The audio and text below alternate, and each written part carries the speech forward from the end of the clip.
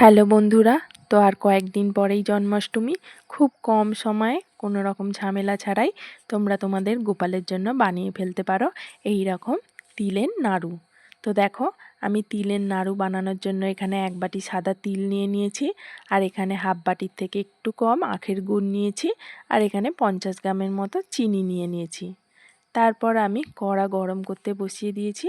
কড়ার মধ্যে আমি এখন 1 চামচের মতো ঘি দিয়ে দিচ্ছি। তো ঘিটা গলে যাবার পর আমি এখানে সাদা তিলগুলো দিয়ে দিলাম। এবার এটাকে আমি একটু নেড়ে চেড়ে নেব। তো এটা বেশি লাল করে ভাজার দরকার নেই, জাস্ট একটু নেড়ে চেড়ে নিলেই হবে। আর ঘি দিলে কিন্তু এই তিলের নাড়ুর স্বাদটা কিন্তু দারুণ আসবে।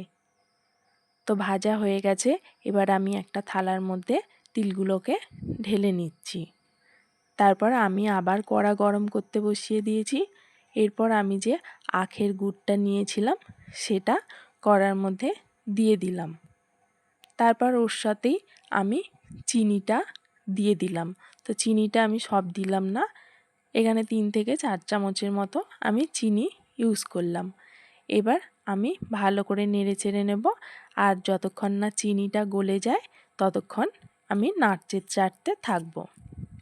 তো চিনিটা ভালোভাবে গলে গেছে। এরপর ভেজে রাখা তিলটা আমি ওই গুড়ের আর চিনির মধ্যে দিয়ে দিলাম।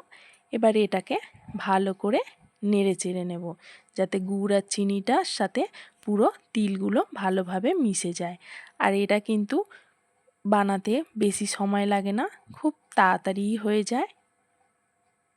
তো এটাকে একদম মিডিয়াম ফ্লেমে রেখে আমি একটু নাড়াচাড়া করে থালার মধ্যে ঢেলে নিয়েছি।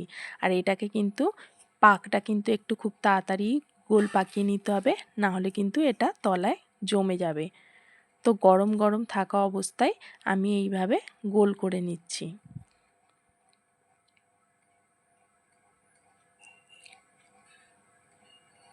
তো খুব গরমে আমি হাত দিতে পারছি না, সেই জন্য একটু ঠান্ডা করে আমি তারপর আবার গোল পাকিয়ে নিচ্ছি। তো দেখো, গোলগুলো এইরকম পুরো পারফেক্ট করতে হবে, কারণ ফাটাচোড়া থাকলে দেখতে ভালো লাগবে না। আমি এক এক করে এই রকম ভাবে গোল পাকিয়ে নিচ্ছি।